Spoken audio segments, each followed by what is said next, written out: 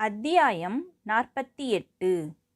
அடியவர்களின் அல்லலை அகற்றுதல். சேவடே, சபட்நேகர் ஆகியோரின் கதைகள்.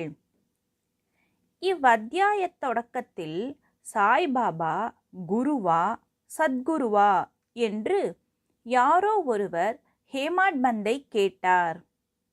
அக்கேள்விக்கு விடையளிக்கும் முகமாக ஹேமாட் பந்த் சத்குருவின் லட்சணங்களையும் அடையாளங்களையும் பின்வருமாறு குறிப்பிடுகிறார். முன்னுரை. வேதம், வேதாந்தம் அல்லது சாத்திரங்கள் ஆரையும் நமக்கு கற்பிப்பவர் அல்லது மூச்சை கட்டுப்படுத்துபவர் அன்றி தமது உடம்பில் முத்திரை சின்னங்களை, அதாவது விஷ்ணுவின் சங்கு சக்கர சின்னங்களை பொறித்து கொண்டிருப்பவர் அல்லது பிரம்மத்தை பற்றி இனிமையாக உபதேசம் செய்பவர் தமது சீடர்களுக்கு சில மந்திரங்களை உபதேசித்து அதை குறிப்பிட்ட தடவை ஜெபிக்கச் சொல்லி குறிப்பிட்ட நிச்சயமான காலத்தில் அதனால் ஏற்படும் பலனை காட்ட இயலாதவர் முடிவான தத்துவங்களை தனது வார்த்தை ஞானத்தால் அழகாக விளக்கினாலும் தனக்கு எவ்வித சொந்த அனுபவமோ ஆன்ம உணர்வோ இல்லாதவர் எவரோ ஆகிய இவரெல்லாம் சத்குரு அல்ல. தனது உபன்யாசத்தால் இகபர இன்பங்களின் மீது வெறுப்பு தோன்றச் செய்து ஆன்ம உணர்வில் ஒரு சுவையை அளிப்பவரும் ஆன்ம உணர்வை பற்றிய ஏட்டுக்கல்வி, நடைமுறை ஞானம் இவை இரண்டிலும் தேர்ச்சி பெற்றவரும் சத்குரு என்று அழைக்கப்படுவதற்கு தகுதியுடையவராகிறார். ஆன்ம உணர்வில் குறைபாடுடைய ஒருவர் அதை எங்ஙனம் பிறருக்கு அளிக்க இயலும்? சத்குரு என்பார் கனவிலும் கூட தமது அடியவர்களிடம் இருந்து எவ்வித சேவையையோ லாபத்தையோ எதிர்பார்ப்பதில்லை. மாறாக அவர்களுக்கு சேவை செய்ய விரும்புகிறார். தாம் உயர்ந்தவர், தமதடியவர் தாழ்ந்தவர் என்றும் அவர் எண்ணுவதில்லை. அவரை தமது புதல்வன் என்று கருதுவதோடு மட்டுமல்லாது தமக்கு சமமானவன் அல்லது பிரம்மத்துக்கு சமமானவன் என்று கருதுகிறார். சத்குருவின் முக்கியமான பண்பு அவர் அமைதியின் உறைவிடம் என்பதே. அவர் அமைதியற்றோ மன உளைவுடனோ இருந்ததே இல்லை. கற்றோன் என்ற கர்வம் அவருக்கு கிடையாது. ஏழை, பணக்காரன், உயர்ந்தவன், தாழ்ந்தவன் யாவரும் அவருக்கு ஒன்றே. முந்தைய பிறப்புகளில் செய்த நற்கர்மங்களின் குவியலின் விளைவால் சாய்பாபாவை போன்ற சத்குருவை சந்தித்து தாம் அவரால் ஆசீர்வதிக்கப்படும் நல்ல அதிர்ஷ்டத்தை பெற்றதாக ஹேமாட் பந்த் நினைக்கிறார். தம்முடைய இளமையான காலத்தில் கூட பாபா எதையும் சேகரிக்கவில்லை, அதாவது சிலீம் என்ற புகை குழாயை தவிர. அவருக்கு குடும்பம் ஏதும் இல்லை, நண்பர் யாரும் இல்லை, வீடு ஏதும் இல்லை, எவ்வித ஆதாரமும் இல்லை. 18ஆம் வயதிலிருந்தே அவரின் மனக்கட்டுப்பாடு முழுமையானதும் அசாதாரணமானதாகவும் இருந்தது. அப்போது அவர் தனியான இடத்தில் பயமற்று வாழ்ந்தார். எப்போதும் அவர் ஆன்ம உணர்விலேயே மூழ்கியிருந்தார். தமது அடியவர்களின் தூய அன்பை கண்டு அவர்களின் விருப்பப்படியே அவர் எப்போதும் நடந்தார். எனவே ஒரு வகையில் அவர்கள் பால் அவர் சார்ந்தவரானார். பூத உடலில் வாழ்ந்தபோது தமது அடியவர்களுக்கு என்னென்ன அனுபவங்களை அளித்து வந்தாரோ அதே அனுபவங்களை அவரை நேசிப்பவர்களுக்கு மகா சமாதியான பின்பு இன்றும் அளித்து வருகிறார். பக்தி, நம்பிக்கை என்ற அகவிளக்கை அவர்கள் தூய்மைப்படுத்தி அன்பெனும் திரியை ஏற்ற வேண்டும். அது செய்யப்படும் போது ஞானம், அதாவது ஆன்ம உணர்வு என்னும் ஜோதி சுடர்விட்டு அதிகமாக பிரகாசிக்கும். அன்பில்லாத வெறும் ஞானம் வறண்டது. எவரும் அத்தகைய ஞானத்தை விரும்புவதில்லை. அன்பின்றி திருப்தி ஏற்படுவதில்லை. எனவே நாம் தடையற்ற, எல்லையற்ற அன்பு உடையவர்களாக வேண்டும். அன்பை எங்ஙனம் நாம் புகழ்வது? அதன் முன் எதுவும் முக்கியமற்று விடுகிறது. அன்பின்றி நமது கல்வி, கேள்வி, படிப்பு யாவும் பயனற்று விடுகிறது. அன்பு உதயமாகும்போது பக்தி, பற்றின்மை, அமைதி, விடுதலை இவை யாவும் அவைகளின் அனைத்து செல்வக் களஞ்சியங்களுடன் வருகின்றன. அன்பை அதை அடைய ஊக்கத்துடன் விரும்பினாலன்றி எதை கொடுத்தும் பெற இயலாது. எனவே எங்கே உண்மையான ஆர்வமும் ஏக்கமும் இருக்கின்றதோ கடவுள் தம்மை தாமே அவ்விடத்தில் பிரதிஷ்டை செய்து கொள்கிறார். அது அன்பை உள்ளடக்கி விடுதலைக்கு அது ஒரு வழியாகிறது. இந்த அத்தியாயத்தின் முக்கிய கதைக்கு இப்போது திரும்புவோம். ஒரு ஞானியிடம் ஒரு மனிதன் தூய உள்ளத்துடன் அல்லது அவ்விதமின்றி, அதாவது கள்ள உள்ளத்துடன் சென்று அவரின் காலை பிடிக்கட்டும். முடிவாக அவன் காப்பாற்றப்படுவது உறுதி. இது பின்வரும் கதைகளால் விளக்கப்படுகிறது. திரு சேவடே. ஷோலாப்பூர் ஜில்லா அக்கல்கோட்டைச் சேர்ந்த திரு சபட்நேக்கர் வக்கீலுக்கு படித்து கொண்டிருந்தார். அவருடன் படிக்கும் திரு சேவடே அவரை சந்தித்தார். மற்றும் பல மாணவ நண்பர்களும் ஒன்றாக கூடி தாங்கள் படிக்கும் பாடங்களை ஒப்பிட்டு பார்த்து கொண்டனர். அவர்களுக்குள் ஏற்பட்ட வினா விடைகளிலிருந்தும் சேவடே என்பவர்தான் எல்லோரைக் காட்டிலும் பரீட்சைக்கு தயாரற்ற நிலையில் இருந்தார் என்று வந்தது. எனவே மற்றவர்கள் அவரை கேலி செய்தனர். தாம் சரியாக படிக்கவில்லை ஆயினும் தமது சாய்பாபா இருப்பதால் தம்மை வெற்றியடையச் செய்வார் என்று தான் உறுதியாக நம்புவதாக கூறினார். திரு சபட்நேக்கர் இக்கூற்றால் ஆச்சரியமடைந்தார். அவர் சேவடேயை தனியே அழைத்து கொண்டு போய் அவர் அவ்வளவு உயர்வுபட கூறும் சாய்பாபா என்பவர் யார் என்று கேட்டார். அகமத்நகர் ஜில்லா ஷீரடியில் உள்ள மசூதியில் பக்கிரி ஒருவர் வாழ்கிறார்.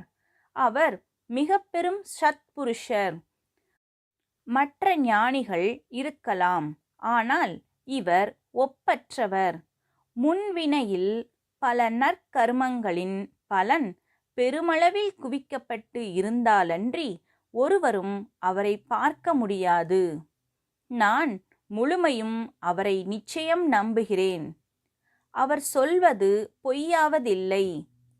அடுத்த ஆண்டு நான் தேறிவிடுவேன் என்று அவர் எனக்கு உறுதி கூறியிருக்கிறார். கடைசி வருட பரீட்சையையும் அவர் தம் கருணையால் நான் தேறிவிடுவேன் என கூறினார். திரு சபட்நேக்கர் அவர் நம்பிக்கையைக் கண்டு சிரித்து அவரையும் சாய்பாபாவையும் கேலி செய்தார். சபட்நேக்கர். திரு சபட்நேக்கர் தமது பரீட்சையில் தேறி அக்கல்கோட்டில் குடியேறி அங்கு வக்கீலாக தொழில் நடத்தினார். இதற்கு 10 ஆண்டுகளுக்கு பிறகு, அதாவது 1913இல் தொண்டையில் வந்த வியாதி காரணமாக அவரது ஒரே மகனை அவர் இழந்தார். அது அவர் உள்ளத்தை பிளந்தது. பண்டரிபுரம், கங்காபூர் மற்றும் பல புனித க்ஷேத்திரங்களுக்கு அவர் க்ஷேத்ராடனம் செய்து அமைதியை தேடினார். அவருக்கு மன அமைதி கிடைக்கவில்லை. பின்னர் வேதாந்தம் கற்கத் தொடங்கினார். அதுவும் அவருக்கு பயனளிக்கவில்லை. இத்தருணத்தில் தமது நண்பரான சேவடே பாபாவை பற்றி கூறியதும் பாபாவின் மேல் அவருக்குள்ள நம்பிக்கையையும் சபட்நேக்கர் நினைவு கூர்ந்தார். தாமும் ஷீரடிக்கு சென்று பாபாவை காண வேண்டுமென்று அவர் எண்ணினார். தம் தம்பி பண்டித்ராவுடன் அவர் ஷீரடிக்கு சென்றார். பாபாவை தூரத்திலிருந்து காண மிகவும் மகிழ்ச்சியடைந்தார். அவர் அருகே சென்று வீழ்ந்து பணிந்து பக்தியுடன் ஒரு தேங்காயை முன்னே வைத்தபோது போ வெளியே என்று பாபா கூச்சலிட்டார். சபட்நேக்கர் தலை குனிந்து கொண்டு பின்னால் நகர்ந்து போய் வேறு பக்கம் அமர்ந்திருந்தார். மேற்கொண்டு என்ன செய்ய வேண்டும் என்பதை அவர் யாரிடமாவது கலந்தாலோசிக்க விரும்பினார். யாரோ பாலா சிம்பியின் பெயரை குறிப்பிட்டனர். சபட்நேக்கர் அவரை சந்தித்து அவருடைய உதவியை வேண்டினார். அவர்கள் பாபாவின் போட்டோக்களை வாங்கிக் கொண்டு அவற்றுடன் மசூதிக்குள் வந்தனர். பாலா சிம்பி ஒரு போட்டோவை எடுத்து பாபா கையில் கொடுத்து அது யார் போட்டோ என்று கேட்டார். பாபா சபட்நேக்கரை காண்பித்து இது அவரது காதலன் போட்டோ என்று கூறிவிட்டு சிரித்தார். எல்லோரும் சிரித்தனர். பாலா பாபாவை அச்சிரிப்பின் குறிப்பு என்ன என்று கேட்டுக்கொண்டே சபட்நேக்கரை முன்னால் வந்து தரிசனம் செய்து கொள்ளும்படி சமிக்ஞை செய்தார். சபட்நேக்கர் வீழ்ந்து கும்பிடத் தொடங்குகையில் பாபா மீண்டும் போ வெளியே என்று கூச்சலிட்டார். சபட்நேக்கருக்கு என்ன செய்வதென்றே புரியவில்லை. பின்னர் இருவரும் பாலா சபட்நேக்கர் கைகோர்த்து பாபாவின் முன் அமர்ந்து பிரார்த்தனை செய்தனர். பாபா முடிவாக சபட்நேக்கரை உடனே வெளியே போகும்படி கட்டளையிட்டார். இருவரும் வருத்தமடைந்து மனமுடைந்து போயினர். பாபாவின் ஆணைக்கு கீழ்ப்படிய வேண்டுமாதலால் மறுமுறை வரும்போது தரிசனம் தர வேண்டுமென்று பிரார்த்தனை செய்து கொண்டு சபட்நேக்கர் சோர்ந்த உள்ளத்துடன் வீடு திரும்பினார். திருமதி சபட்நேக்கர். ஓராண்டு ஓடியது. எனினும் அவர் மனம் அமைதியடையவில்லை. கங்காபூருக்கு சென்றார். அங்கு அவர் இன்னும் அதிகமான மனக்கலக்கத்தை அடைந்தார்.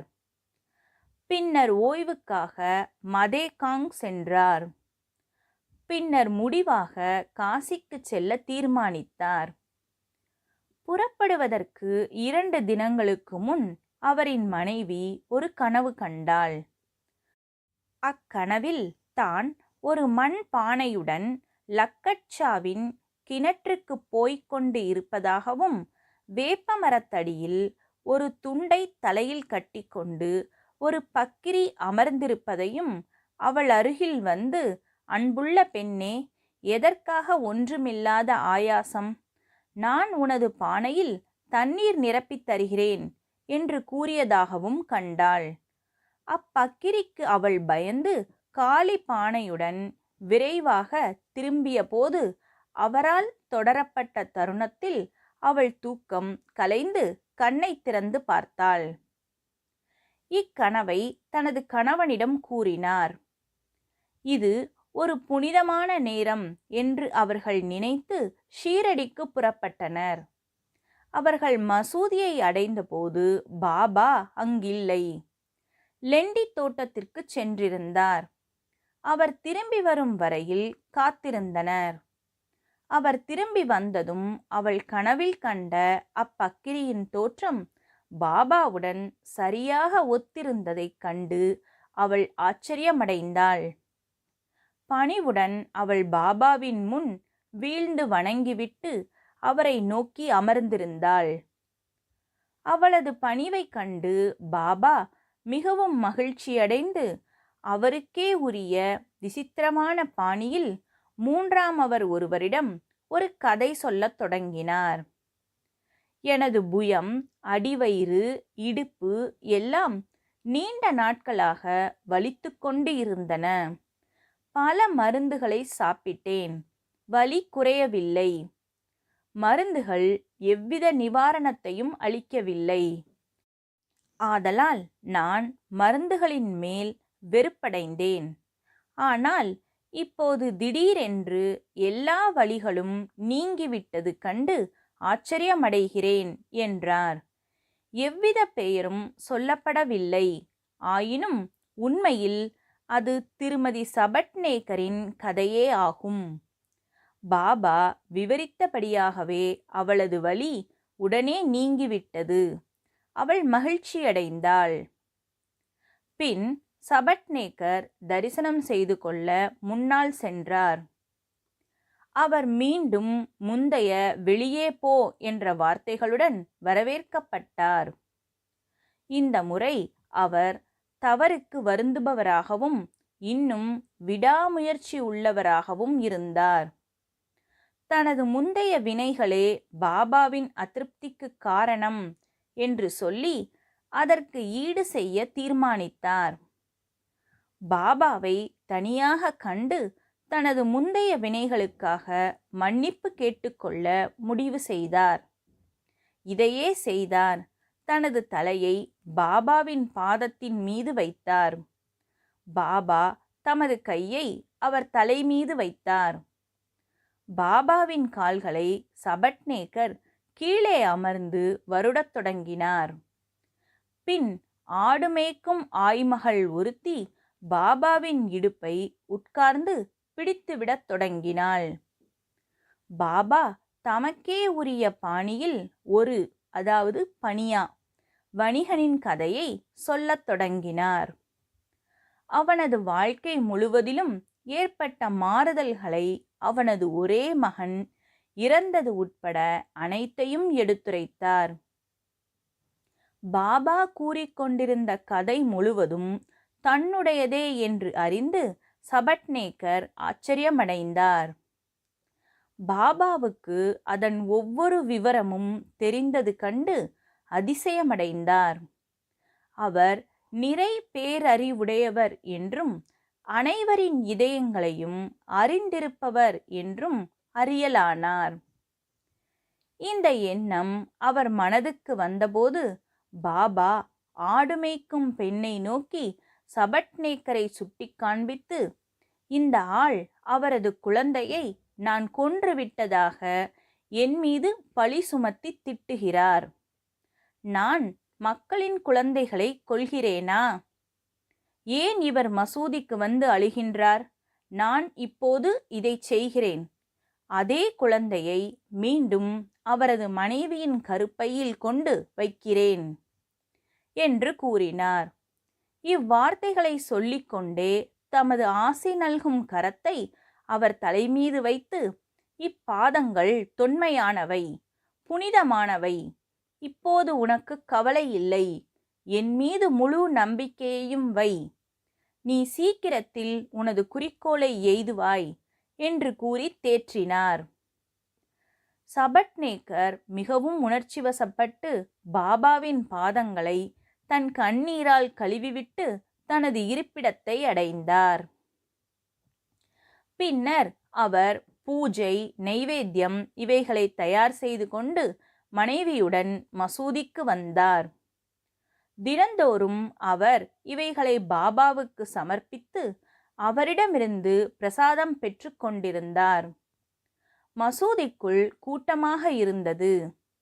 சபட்நேகர் அங்கு சென்று மீண்டும் மீண்டும் வணங்கிக் கொண்டிருந்தார்.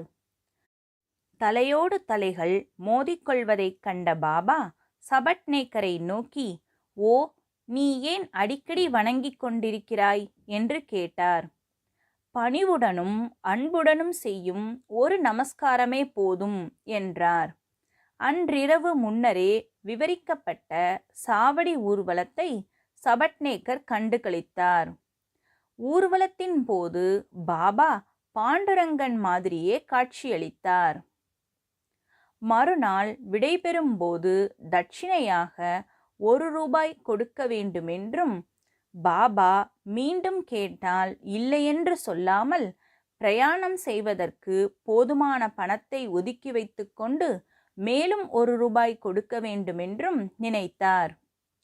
மசூதிக்கு அவர் சென்று 1 ரூபாய் அளித்தபோது அவருடைய எண்ணப்படியே பாபா மேலும் 1 ரூபாய் கேட்டார். அது கொடுக்கப்பட்ட போது பாபா இதை கூறி ஆசீர்வதித்தார். இத்தேங்காயை எடுத்து உனது மனைவியின் சேலை முந்தானையில் போட்டுவிட்டு எவ்வித கவலையும் படாமல் சௌகரியமாய் போய் வா என்றார். அவரும் அங்ஙனமே செய்தார். 1 வருடத்திற்குள் அவருக்கு ஒரு மகன் பிறந்தான். 8 மாத குழந்தையுடன் அவ்விருவரும் ஷீரடிக்கு வந்தனர். அதை பாபாவின் காலடியில் வைத்து, ஓ சாய்நாத், தங்கள் உதவிக்கு என்ன கைமாறு செய்வது என்று நாங்கள் அறியாமல் இருக்கிறோம். எனவே தங்கள் முன் வீழ்ந்து பணிகின்றோம். எளிய ஆதரவற்ற எங்களை ஆசீர்வதிக்க வேண்டுகிறோம். இனி தங்களின் புனித பாதங்களே எங்களது ஒரே அடைக்கலமாக இருக்கட்டும். பற்பல எண்ணங்கள் கனவிலும் நனவிலும் எங்களை தொல்லைப்படுத்துகின்றன. எங்கள் மனதை அவைகளிலிருந்து எல்லாம் தங்கள் வழிபாட்டுக்கு திருப்பி எங்களை ஆசீர்வதிக்க வேண்டுகிறோம் என பிரார்த்தித்தனர். புத்திரனுக்கு முரளிதர் என்று பெயரிடப்பட்டது. பின்னர் பாஸ்கர், தினகர் என்ற இருவரும் பிறந்தனர். இங்ஙனமாக சபட்நேக்கர் தம்பதிகள் பாபாவின் மொழிகள் பொய்ப்பதில்லை என்றும் நிறைவேறாமல் போவதில்லை என்றும் மற்றும் முற்றிலும் உண்மையாகவே நிகழ்கின்றன என்றும் கண்டனர். ஸ்ரீ சாயியை பணிக. அனைவருக்கும் சாந்தி நிலவட்டும்.